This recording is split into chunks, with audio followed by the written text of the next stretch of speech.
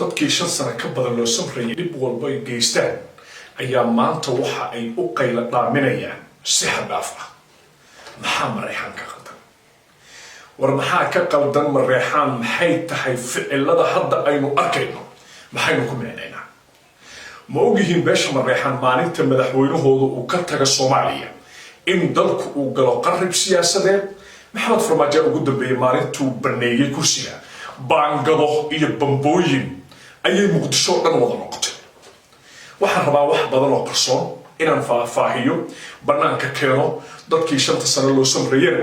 100 maalmood iyadoo la gaarin bay qayla bilaabeen waxaan arkay xildhibaano u dhashay beesha Mareexaan oo guuto samaystay oo leh xukuumadda annaga sadka aynu ku lahayn waana laga sii waayay sidee wasiirka amniga aynu u noqonaa ma ogyihiin Mareexaan in Abgaal Ismaan intuu uu farmaajo joogay xilka wasiirka amniga uu ahaa maxay ka duwan yihiin beesha Abgaal Ismaan oo ku qanacsanaa wasiirka amniga in maanta ay yiraahdaan anagu wasiirka amniga ma qaadan karayno wax badan oo qarsoon arrinta ku saabsan ayaa barnaamijka ku iftimi doonaa qodobada kale oo barnaamijka ku daawanayso xildhibaanada labada aqal ee baarlamaanka federaalka Soomaaliya ma ansixi doonaan xukuumadda ra'iisul wasaare Xamse Cabdi Barre ha iyo may wararkii ugu dambeeyay waliba farxad leh ayaan arrintaasi idinkaga wadaa dadaalada wasiiradu ay wadaan oo wasiirada magacaaban ee ku aadan xulxulashada xildhibaanadana meel wanaagsan ay xaaladdu maraysaa xildhibaan kasta wasiirkiisa ayuu la joogaa marxaladii ugu dambeysay ayaan ka shanqaray doonaa ku aadan golaha wasiirada iyo xaalku sida uu noqon doono aan doonayo inaan barnaamijka ku iftiimiyo waxaa saacadii dambe aad u qabsaday baraha bulshada lafta gareen baa tegay Addis Ababa hogaamiyaha Koonfur Galbeed warkaas horta ku maxaa ka jira maxayse tahay qorshaha maamulka Koonfur Galbeed uu damacsan yahay madaxweynaha dalka ma ku baraarugsan yahay qorshaha iyo shabaqa lafta gareen u diyaarsan haddaan laga diyaar garoobina maxaa la filan karaa waxaan ku iftiimi doonaa barnaamijka hadduu la idmo maanta Muqdisho qaraxyo ayaa ka dhacay waxaan arkayay taageerayaashii farmaajo oo farxad ishayn waayay Muqdisho qarax ka dhaca hadiiba ay taageerayaashii farmaajo u tahay guriga gobonimo marxaladda bulshada Soomaaliyeed ay sida marayso maxaa la gudboon shacabka Soomaaliyeed wax badan oo arrinta ku saabsan oo aan idin iftiimi doona ayaa jiri doona soo dhawaada dhamaantiin meel kastoo aad joogtaan waqtiga idin wacnaado barnaamijyada waxaad ka daawan kartaa Facebook page Cabdullaahi Balwaan oo hadda aad iga daawanayso meel kale oo Facebook ah oo aad ka daawan karto barnaamijyada ma jiraan maxaa dhacay siyaasaddu hadba waa nooc hadba meel bay siyaasaddu istaagtaa marxalad walba taaganna waynu la jaanqaadnaa annaguna waanu iftiiminaa dhammaan daawadayaasha waxaan leeyahay shaqada Cabdullaahi Balwaan waa soo gudbinta dhacdooyinka anigu shaqo kale oo leeyahay ma jirto aan ahayn gudbinta dhacdooyinka siyaasadda dalka marka waa inay dadkaygu ay aad u fahmaan in shaqada Cabdullaahi Balwaan waxa ay tahay soo gudbinta dhacdooyinka inay tahay shaqadiisa gaarka ah taasna waxaan rajaynayaa inay noqon doonto mid adigu xushmayn doontaan insha Allah waxaan arkay Mareexaan kacsanoo qayla dhaaminayo oo leh sadkii aynu lahayn baa la duudsaday xildhibaanadoodii baan arkayaa iyagoo gutooyin samaystayo Muqdisho ee isku dayaya inay kala furfuraan xildhibaanada baarlamaanka federaalka Soomaaliya si codka kalsoonida loogala noqdo oo aynan cod kalsooniya u helin xukuumadda uu magacaabay ra'iisul wasaare Xamse Cabdi Barre haddaba waxaan rabaa inaan ka bixiyo jawaab yar oo kooban oo wada tacadayn oo aan haba yaraatee gardarar ku jirin aflagaada ku jirin oo aan rabo inaan wiftiimiyo Mareexaan maxay u kaceen oo ay gadood uga yihiin xukuumadda waxay diidan yihiin kursiga wasiirka amniga waxaan rabaa marka in aynu garanno oo garta aynu kala qaadano adiguna aad wax badan fahamto daawade Mareexaanka maanta wasiirka amniga diidan maalintay talada dalka hayeen Abgaal Ismaan ay wasiirka amniga ku hayeen xukuumadda Xasan Cali Khayrana Abgaal Ismaan ka ahaa wasiirka amniga Maxamed Abuukar Islow xukuumadda Maxamed Xuseen Rooblana waxa wasiirka amniga ka ahaa Cabdullaahi Maxamed Nuur labada ninba Abgaal ay ahaayeen laba nin oo Abgaal wasiirka amniga ay ku hayeen intay talada dalka hayeen waa beesha Mareexaan waxaan la hadlayo ma hadaaro ee waxaan la hadlayaa waa Mareexaan oo wasiirka amniga Abgaal way ka aqbaleen sida hadda u qayla dhaaminaysaan Abgaal uma qayla dhaamin maalinta xilka qabateen iyo wasiirka amniga oo la siiyay beesha waxaan arkayaa idinkoo salugsan beesha Mareexaan haddii aad tihiin wasiirka amniga waxaan leeyihiin anaga uma qalan macnaha waa ka weynahay wasiirka amniga horta dawladnimo ma taqaanaan marka talada dalka qabataanna Mareexaan oo dalku waa qarrimaa aniga waxba idin qarimaayo siyaad barre markuu tagayna dalkii meesha u dhigay waad aragteen Maxamed Farmaajo maalintuu naga tagayna baangado iyo bambooyin ayuu nooga tagay magaalada Muqdisho وإسلام مالنتي ومدحتوية بنية بانجذل وقدر يضدك مقدشان معي هرتا دولة نمو هالكاسي إنك تاجتها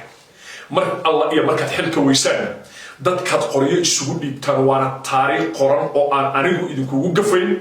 beenna aanan ka sheegin oo aan habay yaraatee qof kastoo daawadeesha ka mid ah uu arki karo waxyaabahan iftiiminaya lama sheegin madaxweyne Mareyxaan oo si degan inta madaxtooyada uga degay magaaladu ay nabad noqotay taariikh ahaan lama sheegin ma la arki doonaa waxaan hubaa in uu qofka sidoo u dhashay marnaba aan laga bedeli karin waxaan qabaa lama arki doono sababtu sabab kale maaha kursi jacaylku wuxuu gaaraa heer ay mitidaan oo markii sumcadda iyo sharaftu ka dhacdo ayaa markii dambe ama qoray caaladii looga cayriyaa ama ugu dambayn cabsi ay baqeen ay uga cararaan madaxtooyada fila Soomaaliya horta dowladnimo halkaasaa ka taagantii cid aad maanta u sharaxaysaan dowladnimo oo idinka dhegaysanaysa oo maanta aad u sharaxi kartaan kursi wallahi ma jirto 100% kursi wasiir amniga soo haray أبقى بوات سيسان ما أنتنا وزيرك أمنك وات قادر إيسان عبد الله بلوان كدام بيسان أو مريحان ويدين إيسان بيتشيرو أنا إذن عدينيا أما كنحة أما كفرحة قولها وزير هذا والله عن سحرية سيدا دونتان ورفت ماشا دونتان قراء ميل الله إيا ماشا دونتان وعا حكومة دا عصب هدو الله إدمو ساعدها نقصو آدم أيي هرتقي دوران قولها الشعب كالسبتيغا أما أحدا أدوكو أفر إلى باتساع كدب وحبضان وفرحان لي دادكو أكد دوران لكن أنا وانا ديسي شيريا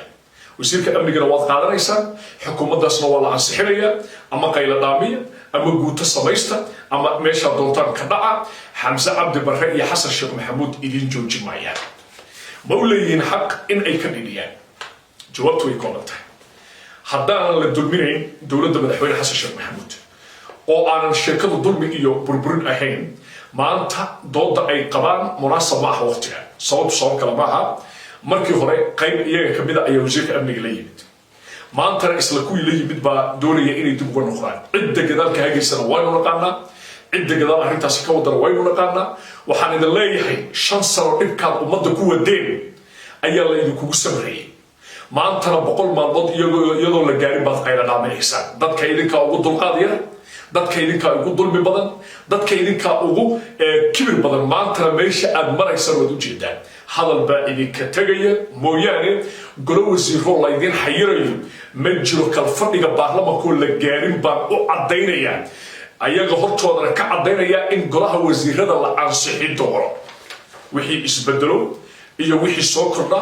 iyo dhaqdhaqaaqana daqiiqad walba ayaa la sii socodsiin doonaa laakiin warka aan hubo maxay la jecel qofka kuwada been sheegay inaan noqdo mar walba waxaan jeclahay qofka labaad ee runta sheega si kastoo loo qaylo dhaamiyo waxa weeye xukuumaddaasi Allah wata meeshay ku dambaysana Allah yaqaan laakiin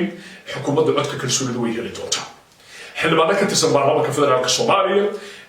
iyo codka ansixinta waxa weeye wasiir walbaba wuxuu la kulmay golihiisa shacabka waxa ugu dambeeyay reer waqooyigii ra'iisul wasaare ku-xigeenkiiba u tagay xubin kasta oo wasiirada kamid ah reer waqooyiga Soomaaliya ama Soomaaliland ka soo jeeda xildhibaanadiisii gacanta ku haystaa wixii daarood ka yimidna xildhibaanadoodu way haystaan digri iyo mirifle xildhibaanadoodii waa soo jiiteen sida wasiirka gaashaandhigga Cabdullaahi ninka la yiraahdo Cabdiqaadir Maxamed Nuur oo aad jaamac u taqaanaan iyo Sheekh Muxtaar Robo intaba waxay soo jiiteen xildhibaanadii koonfur galbeed cid maanta diidi karta oo hor istaagi karta way yaraatay malaha marka arrinta xildhibaanada iyo dadaalka golaha wasiiradu meel wanaagsan ay maraysaa guulayna ku dambeyn doonta hadduu Allah imo waxaan arkay taageerayaashii farmaajo oo qaraxyada muqdisho ku farxay maanta horta anigu waxaan u arkaa arrin aan muddo u baahnaa inaan dadka tusay oo maanta ay arkayaan anigu waxaan idin dhihi jiray wadaniyadoodii waa been waad la yaabanaydeen muddadii aan dagaalka ba'an kula jiray waxaan idin sheegi jiray in ay wadaniyada ay wadaan ayna waxba ka jirin maanta waxaad markhaati ka tihiin in ay qaraxyada muqdisho maanta ku farxayeen qof kastoo iyaga ka mid ah CBBD farmaajo waxay soo qorayeen kelmado muujinaya in ay aad ugu faraxsan yihiin qaraxyada iyo dhibaatada muqdisho waliba qaarkood waxay raaciyeen qoraaladooda qaraxyadu waxay noqon doonaan kuwa ilaa iyo beledweyne xiriiri doona taasoo macnaheedu yahay in ay soo socdaan dhibaato aad u ballaaran taasi waa tusaale kulay Allah wixii uu qadaro u baa dhacayo maanta anagu ma dhihi karno wixii berita dhacaya ogaan karnaa laakiin waxaa noo cad CBBda iyo argagixisaduba inay wada shaqeeyaan ninka maanta qarax muqdisho ka dhaca ama Soomaaliya ka dhaca ku faraxsan waa qof xaaladiisu uu sida uu yahay waana qof horumarka diidan oo dib u socod iyo qarax iyo dhibaato ku qanacaya marka waxaan leeyahay Soomaalidu maanta arkaano wax dhibaato ka dhacay magaalada muqdisho ma jirto qaraxyadu waa la fashiliyay motobajaaj la saaray walxaha qarxa iyo waliba jawaan qoryo ay ku jireen ayaa gacanta lagu dhigay laamaha amniga dadaal ay wadaan dadaalkuna meel wanaagsan u maraya waxaana lagu sii siqaya insha Allah in la fashiliyo wixii amni darrada qatar ku ah dalkeena oo aan doonayo ummadda Soomaaliyeed inay wax badan ka ogaato insha Allah barnaamijyada soo socda waxaan ku iftiimi doonaa waxaan arkayay Mukhtaar Roobo lagu dhigay waxaan weydiiyay dadka war maxaa Mukhtaar Roobo haysta war Mukhtaar islaamiyiinta mayalka adigu ka mid ah qolade shabaab waxaan is weydiiyay ummadda Soomaaliyeed ma taariikhda ilowday mise dadka taariikhda iska indhatiray war Mukhtaar keligii ma ka tirsanaa dadka maanta dhibaatada ka wada Soomaaliya war rag fara badan soo maray war campaign-kan waa la soo wada maray Arsenal waa laga wada tirsanaan jiray ama al-shabaab qaarkood madaxweyne ku noqdeen qaar dalaceen wasiirray ku noqdeen waxa Sheekh Mukhtaar kaliya idin tusay maxay tahay waxaan tusaale wadayn doonaa barnaamij aan si gaar ugu talagalay inaan ka jawaab celiyo arrintaas ما هينا شو مختار كل دفاع أيو واحد كل افتمارية واحد بدر وقرصون وبدر الصوماليات عن فيليو إن أي كوبلارو بالدوران سعدي دم واحد سير كربي أو يدنا قيم كأخ حيوان دوري إن كل افتمارية برامج كان أنت أنا كم بحين بدحونها كوفر قلبين عبد العزيز لفت قريب بعد أول تجي وحجر دور هشيس ونحيا مامور كوفر قلبين إثيوبيا هي كلمة ده بنا وعمقنا إن ضد بدن أو عن جعلين هربان كدولة بدحون حسن الشيخ محمود أي أبو بورين يعني kuwaasoo dadka Soomaaliyeed ku cabsi gelinaya Itoobiya inay qabsan doonto maamulka koonfur galbeed iyo kalbada lamida horta ma jirto dawlad ku duuli karta dawlad jirta oo ka tirsan midowga Afrika haddii Itoobiya Soomaaliya qabsan kartana mar hore ay qabsan lahayd sheekada la wado waa cabsi gelin la doonayo in lagu baqdin geliyo dawladda madaxweyne Xasan Sheekh Maxamuud laakiin anigu waxaan hubaa haddii arrintan ay sii durqdo iyo si kastoo noqoto waxaa kaliya oo aan hadda ka iftiimi karaa waxa weeye wixii dhici doona waynu arki doonaa bal lafta gareeno dadaal kastood samayso meeshay ku dambaysan arkayna horta ko maanta ma tagay Addis Ababa jawaabtu waxaa laga qaaday magaalada Baydhabo mid kamid ah diyaaradaha qumaadka u kaca ayaa Baydhabo ka qaaday Itoobiya qayb kamid ah la geeyay kadibna Addis Ababa loo galbiyay lafta gareen qorshaha oo wato waxa weeye in ciidamada Itoobiyana uu ka dalbado dawladda Itoobiya kadibna uu yiraahdo si argagixisada anigana gobolladeeda looga safeeyo idinkuna aynan idin soo gudbin aan iska kaashano maamulka koonfur galbeed iyo dawladda Itoobiya si aan dagaal qalbina u wada galno marka xaaladdu halkaas ay taagan tahay lafta gareen meesha xaalkiisu noqon doona waan arki doonaa haddii Allah idmo wixii ku soo kordha isha ku hay Facebook page-ka Cabdullaahi Balwaan oo mar walba kala socon karto barnaamijyada soo gudbiya aniga Cabdullaahi Balwaan sidoo kale barnaamijyada waxay si toos uga baxaan isla Facebook-ka page-ka Cabdullaahi Balwaan oo mar walba aad ka daawan karto daqiiqad walba warbixinada soo kordha wixii ku soo kordha isha ku hay page-ka Facebook Cabdullaahi Balwaan nabadgelyo